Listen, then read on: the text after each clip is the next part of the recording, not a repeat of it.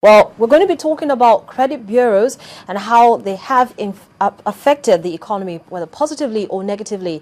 And what are these credit bureaus going through to ensure that they give credit or help the banks to give credit to people who are seeking facilities? Well, I'm being joined on the program by the Managing Director and Chief Executive Officer of CRC Credit Bureau, Tunde Popoola. Thank you so much for joining us this morning. Good morning.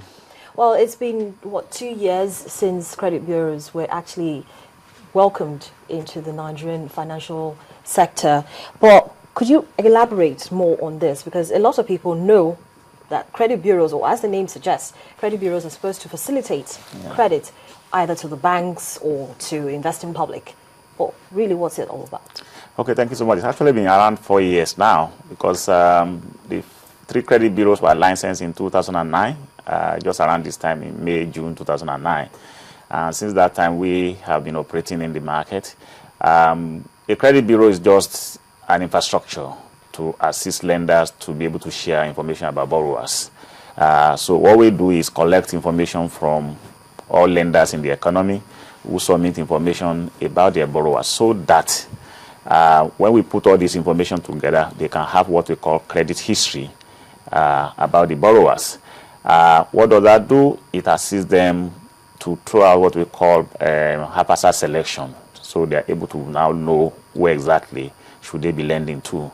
Second, it also assists them to be able to take decisions very swift, very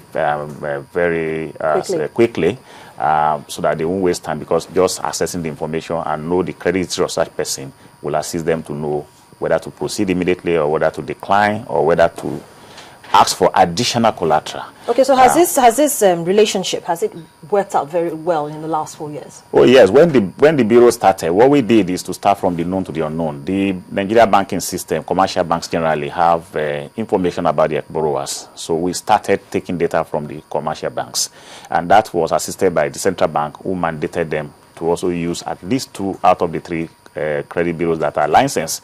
So with that, we have the first level of data from the commercial bank. And today, all the commercial banks in Nigeria are using the credit bureaus.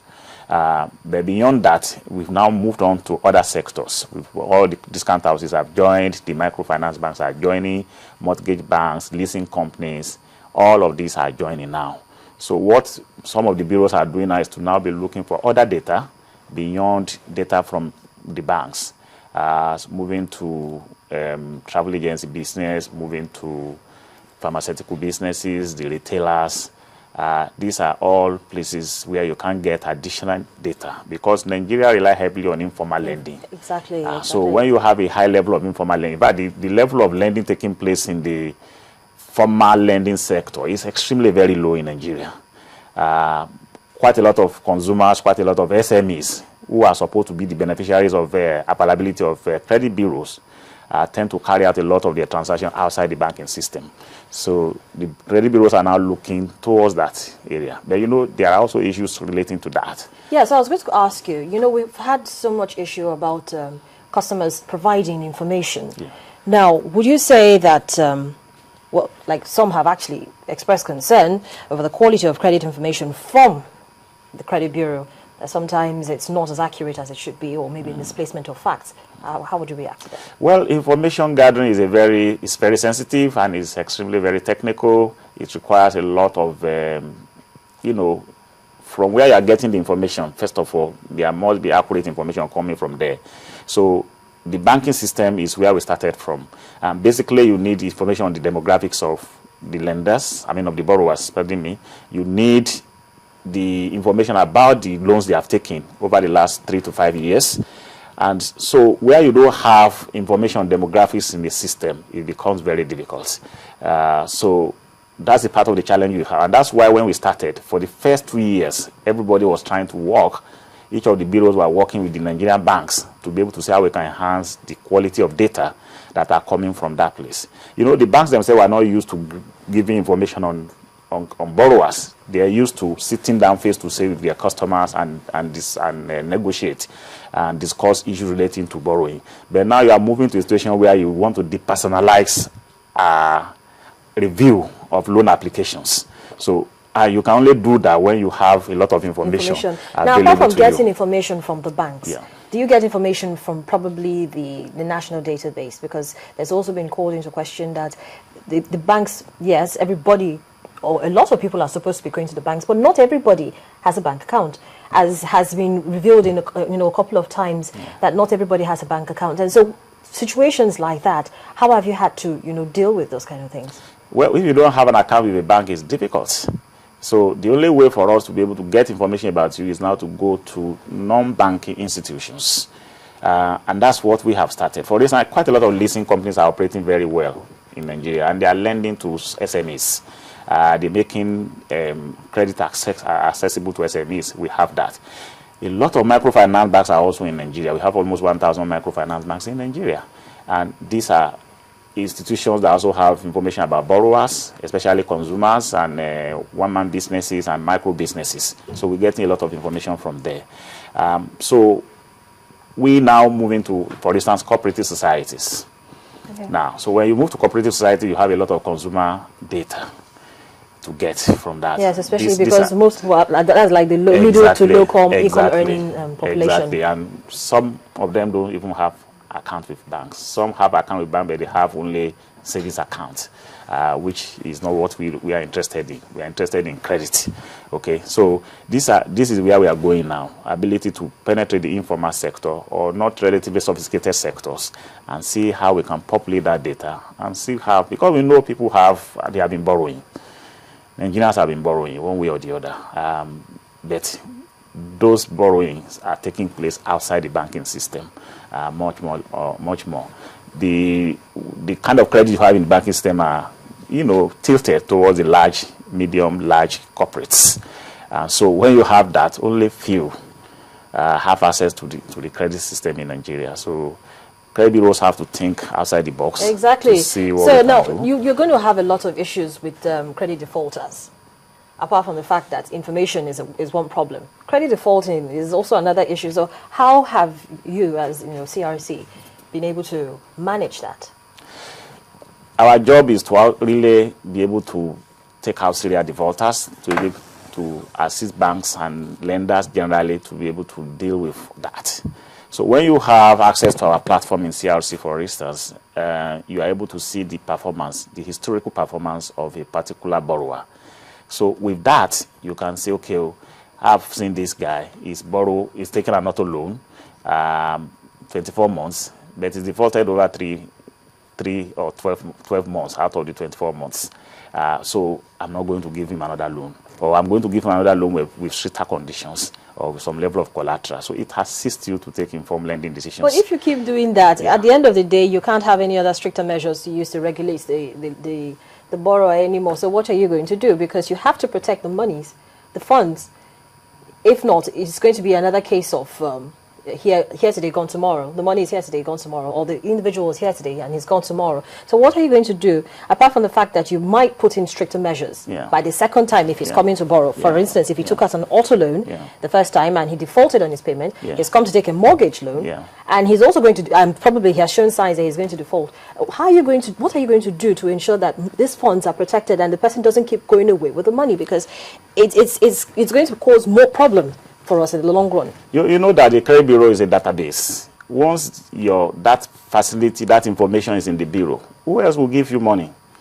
If you defaulted in one place and you're unable to, repay as agreed with your lender, then you have shut yourself out of the system. That's how it works. In fact, it's a moral thing. It's a conscience. It's to enhance consciousness and make sure that borrowers themselves know that they have to protect their own repayment plans. Because if you are unable to protect your repayment plans, what will happen to you is that once you are unable to repay, then subsequent loans is not going to come your way. And when we talk about subsequent loans, we are not just talking about loans from the bank. Even to get a postpaid access in telephone, to get insurance cover, to get all manners of credit is going to be very difficult for you. That's the beauty of the credit bureau. Your name is in the system. You are going to make sure that you protect that name by making sure that you behave yourself and pay according to what you have agreed. Have you ever had a situation where a customer falsified information? Because we're talking about giving information, sharing information, but we do know that people have graduated from petty thieving to industrial and international thieving. Okay, and then we have people who actually falsify their information to ensure that they keep collecting credit from lenders. What do you do to ensure that all information that you get is actually accurate?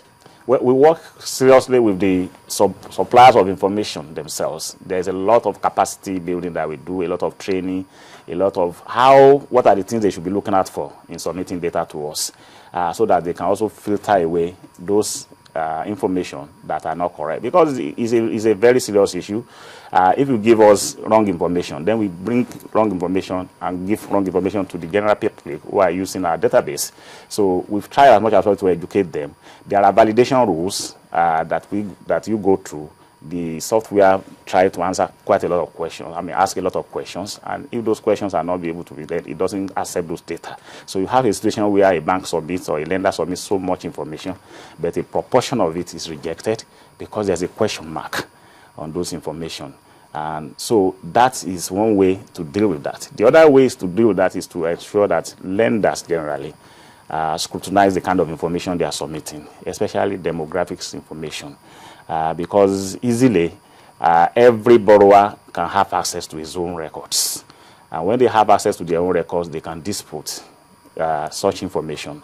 And there's a very robust process that enables everybody to dispute your data and say, okay, this data is not correct. And then we go through all rounds of making sure that we fix it and you get what is correct. Okay. Overall, the reality is that everybody should be aspiring to have very good information in the bureau. Yes, I was going to. You know, we have in Nigeria we have postal code. We don't have zip code. But abroad, in the US, for instance, in the UK, in Europe, we have issues where we have zip codes and we have postal codes. That has always made it very easy for them to trace individuals who are probably defaulting on their credit. But here in Nigeria, where we have just the postal code, it's been a little difficult tracing credit defaulters. How have you been able to address this? Has there been any situation where you needed to trace a credit defaulter? Probably the address the person gave was very vague. Probably said, I live at Isheri or I live at Bega. You know, that's not a very it's not a complete address. Yes. So how have you been able to address this? Well, you know, we don't go around looking for validation of those information physically from house to house. What we have is that as an institution, you submit data to us that have these addresses, and we take on those addresses. What you are going to see is that if you are giving different addresses, for instance, in various institutions, all the addresses that you have given will be reflected on your database, on the data. So if I've given 13 Alade Street Onipano as one address to a bank, and I've gone to a microfinance bank, I've given another bank at K2. When we merge the information, the two addresses are going to be there. And that says a lot also about you. It calls to question, where exactly is this person? Some give addresses of where they live in one situation. They give addresses where they work in another situation. Some even give other people's addresses on their behalf, uncle's address and so on and so forth. When we merge this information, all those addresses come into play. We see it. The lender of course, sees. now this now affects what kind of, if you are going to give credit at the end of the day. So what we do is just to enhance ability to take informed decisions. It's just for you to have this information and then use that to evaluate whoever is trying to borrow. And all those tiny kind of information, like the example you are giving, is an indication of whether this one has fraudulent tendencies or whether he's an upright person and so on and so. So you can then take him. Why do you have one address for Unipa and another one for K2, another one for Abuja? What are you doing in all those places? Then you will be able to explain it, and that gives you opportunity to appraise him further and take your decision as a lender.